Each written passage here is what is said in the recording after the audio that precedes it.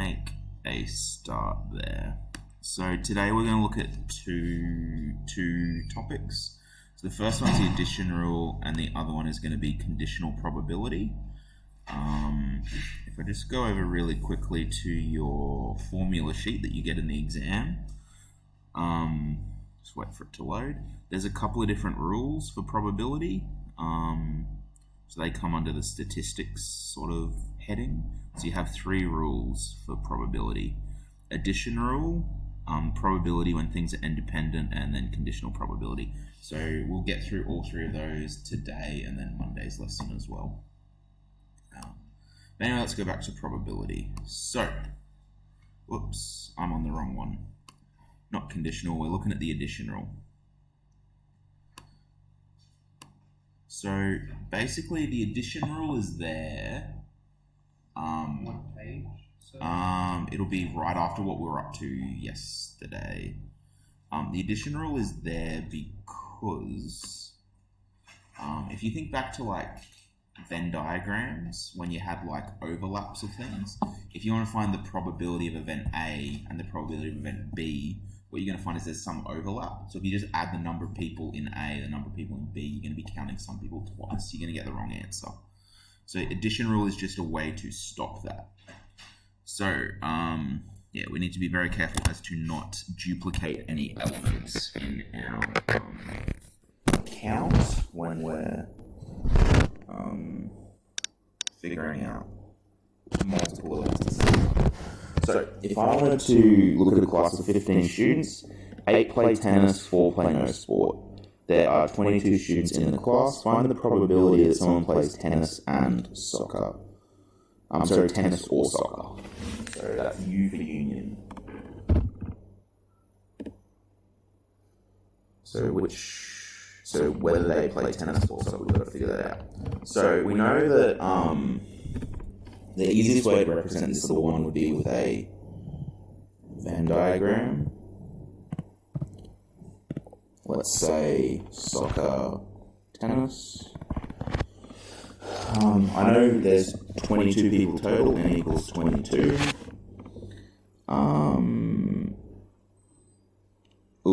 15 play soccer, 8 play tennis, and then 4 play neither. So if I just chucked in 15 to soccer and 8 to tennis, and I added up my values, 8 plus 4 is 12, plus 15 is 27. But I know there's only 22 people total. So there has to be some in this overlap. 5 people in the overlap, because we've got 5 extra than the total. So that tells me there's going to be 5 in the middle.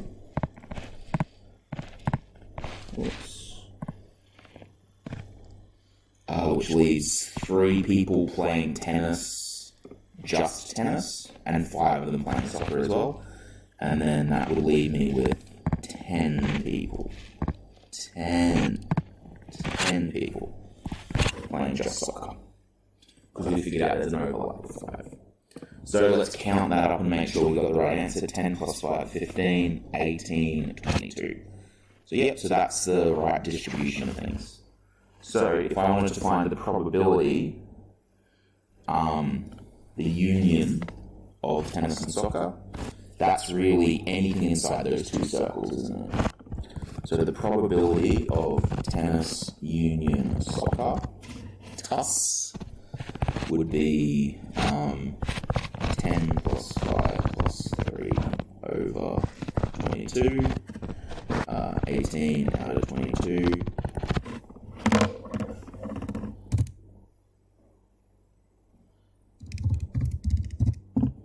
about 81%.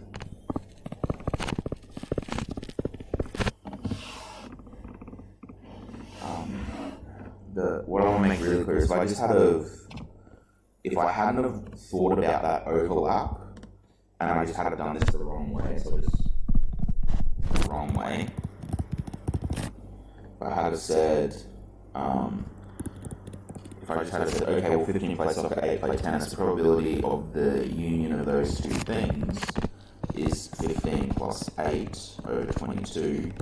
That would have got me 15 plus 8 is 23. So 23 divided by 22 was 1.04. Sorry, I should do that as a percentage.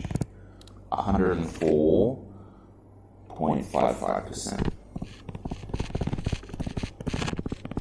Does that make any sense whatsoever to have 104% of the people playing tennis or soccer? No, you can't have more than 100% of people doing anything. So this is why that is the wrong way. We have to take into account that middle term. The way we do that is using this little rule here. So our rule for adding things together. The probability of A union B is the probability of A plus the probability of B minus the probability of the intersection of the two. So let's look at this example and use our rule this time, because by the way, the reason we have a rule instead of just doing a Venn diagram all the time is the Venn diagram obviously takes a little bit of time, there's a lot of fiddling around with it. We just want a rule we just plug numbers into. So in Jono's class, many students are on the school equestrian team. There are 24 students in the class, 8 do dressage, 9 do barrel racing, 3 do both. Draw a Venn diagram and use it to find the probability of that.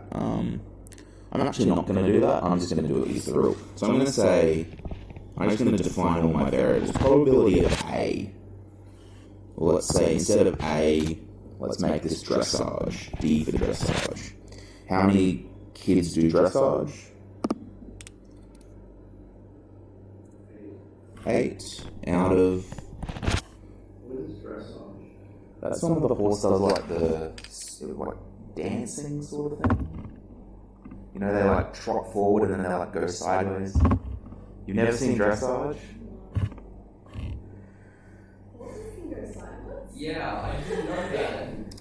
Can I tell you what? For those of you at home, pause the video right now and Google dressage on YouTube. It's the weirdest thing in the world. After we've done this, I'll show you I'll show you the video on dressage. Okay, but there's 8 people that do it out of 24, which I'm looking at that 8 over 24. That's 1 over 3, which is 33.33%. Okay, the probability then of barrel racing. You guys know what barrel racing is? Yeah. Okay. Barrel racing is 9 out of 24. Which we find as a percentage would be 9 divided by 24 is 0.375, which means it is 37.5%. Okay, the probability that a student does both. How many students do both?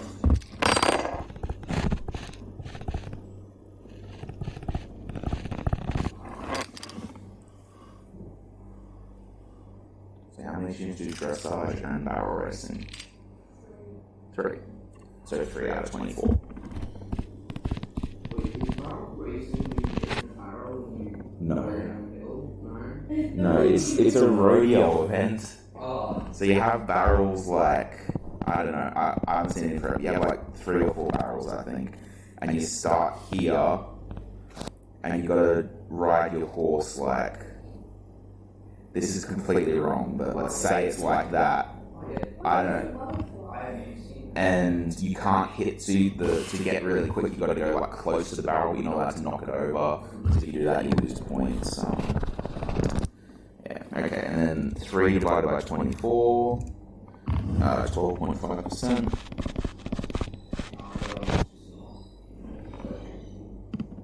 So if we wanted to find someone that is on the equation, so we sort of answered A, B, and C just there. If we wanted to find the probability that someone's on the equestrian team, that would be the probability that they do barrel racing, or that they do dressage, or they do barrel racing. So the probability of dub, dressage or barrel racing. And according to our rule up here, if we want to find or, one or the other, we just need the probability of the first thing plus the probability of the second thing minus the probability of both. So this is going to be the probability of dressage minus the probability, plus the probability of barrel racing minus the probability of dressage or dressage and barrel racing. So, and we've already calculated these, so we can sort of skip to the 33.33 plus 37.5 minus 12.5. So 33.33 plus 37.5 minus 12.5, 58.33%.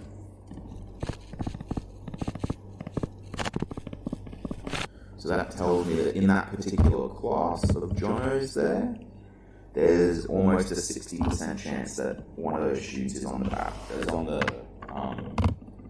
equestrian team. So that's the rule for if you have one event or another. You've got to minus away the intersection of it. Okay, and what we're going to do today, so we've gone through that one. We're going to go through the next topic, and then at the end I'm going to give you a bunch of problems to practice. We don't have too much notes today. So let's look at this next one, conditional probability. So, which I believe is only one page. Yep, sweet. Okay, so let's leave the AND rule behind for a minute and talk about conditional probability. So this is something we all sort of know, but we haven't really talked about in maths before. So I know, for example, if you looked at, trying to think of an obvious one. If you looked at gender on one hand and people with coloured hair on the other, like people that have dyed their hair a colour, what gender would be more likely to colour their hair? I'd say so. Like, it's not impossible for a male to colour their hair, but it's less common. So if you were looking at the probability that someone had a coloured hair, the answer you get would change if you just looked at males or just looked at females. So conditional probability is where instead of looking at the whole picture, you just look at a portion of it. So sometimes the probability of a particular event will depend on a secondary event. For example, a student will be more likely to study science in school if they study a higher level math subject. So if we looked at our class of math methods and looked at what percentage of people study bio, physics or chem, we'd probably find a fairly high percentage. Whereas if you looked at, the essential maths class, you'd probably find it lower. That percentage would be lower. So that's what we call a conditional probability. There's other influencing forces. Okay, we represent conditional probability with this notation. So the way you read that is the probability of A given B. So you might say the probability of coloured hair given that they're a girl. Yeah, we learned about this last year. Oh, you did? Yeah. Oh, sweet. This is going to go quick then. I remember this. So the way you calculate conditional probability is the probability of A given B is just the probability of the intersection of A and B divided by the probability of B. Doesn't work if B is equal to 0. Does not work then. You can also rearrange that as well. So you can use this rule as well. If you knew what the conditional probability of A given B was and the probability of B, you can then use that to find the probability of A intersection B. And that's a really common problem in an exam style situation. You'll be given probability of A and A given B and probability of B, and you'll have to find that. And why that tricks people up is if you go to the formula sheet, I don't give you that formula, I just give you the conditional probability formula. So you need to be aware that you may need to rearrange that formula. Probability. Okay, so suppose a fair dice is rolled and event A is rolling an even number. So the probability of A is equal to what values? So rolling an even number, 2, 4, 6 over 1, 2, 3, 4, 5, 6, which is then equal to a half. Excuse me. Probability of B.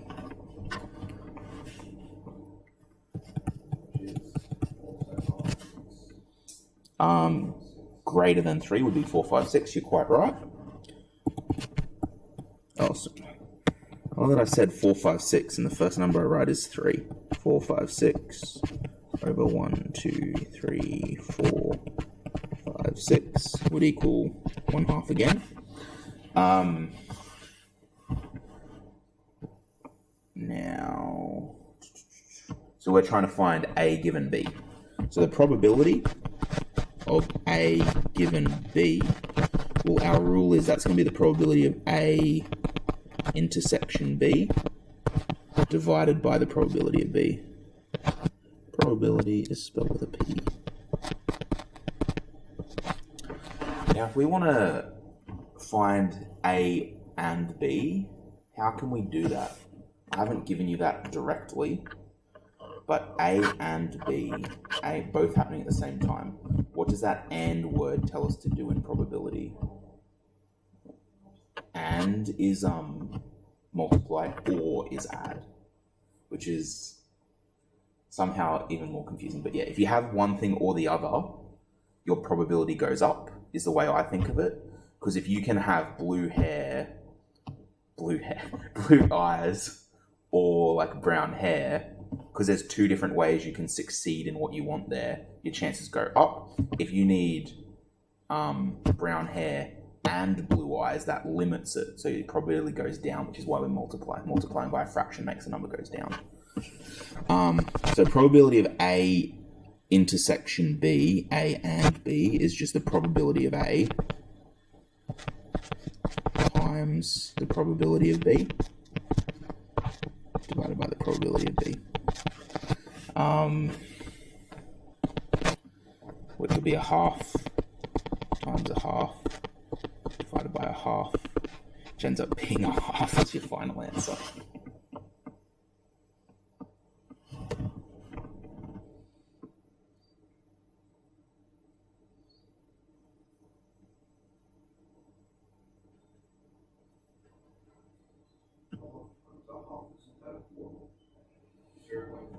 But then when you divide by 1/2, it brings it back up.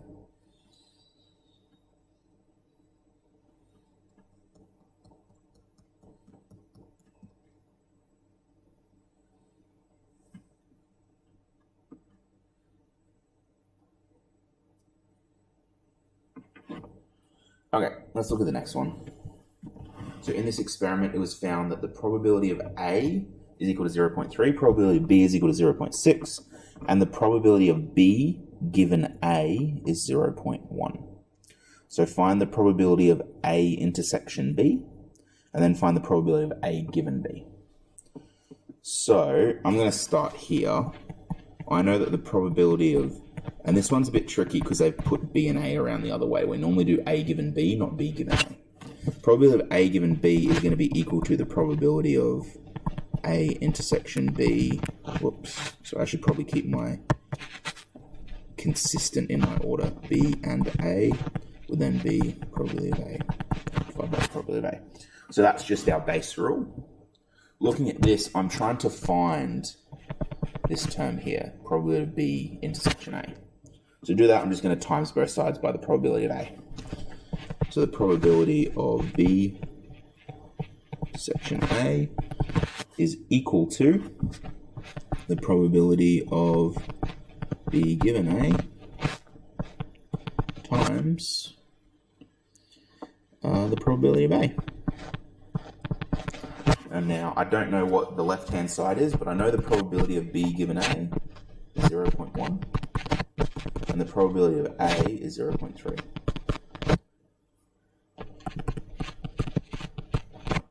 Which 0.1 times 0.3 is 0.03, which is 3%. So there is a 3% chance of getting the intersection of B and A.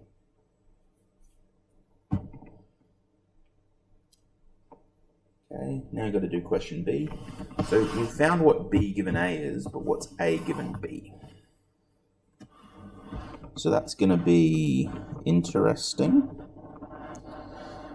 We know that the probability of A is 0.3.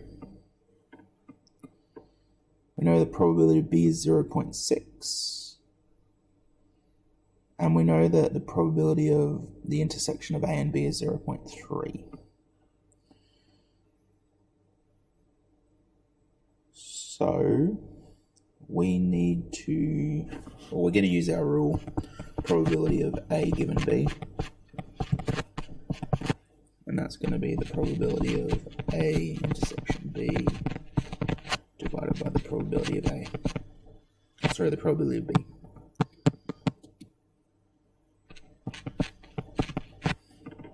Now we already figured out A intersection B. A intersection B and B intersection A are going to be the same number, because that's just the overlap between them. It doesn't matter which one's first.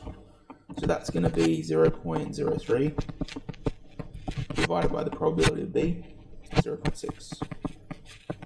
Which is going to be some number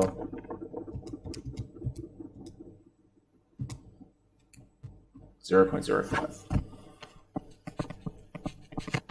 which is 5%.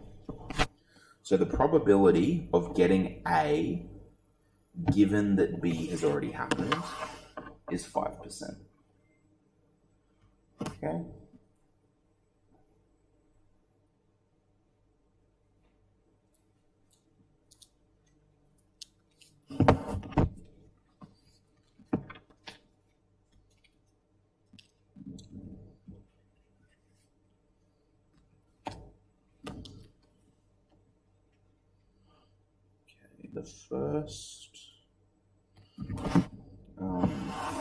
The first bit of textbook practice I'm going to get you to do is on the addition rule. So just write it down here. So for the addition rule, I get you to go to page 358, do question, and go 1, 4, 6, and do they have a, no they don't, I'll say 15 as well, so I'm feeling generous. And then for conditional,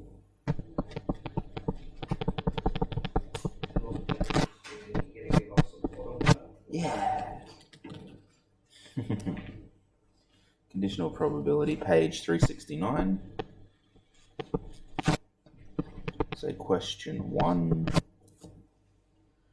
question 6,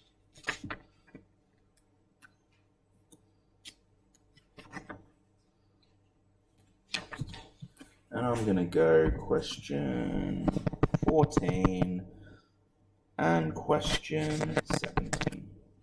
So those will be our practice ones for today. They shouldn't take you too long. These questions aren't super long.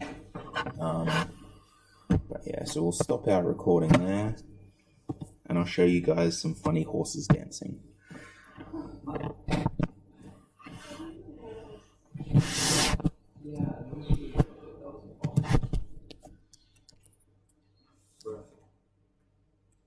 Bruh. What? Oh, is it? Oh.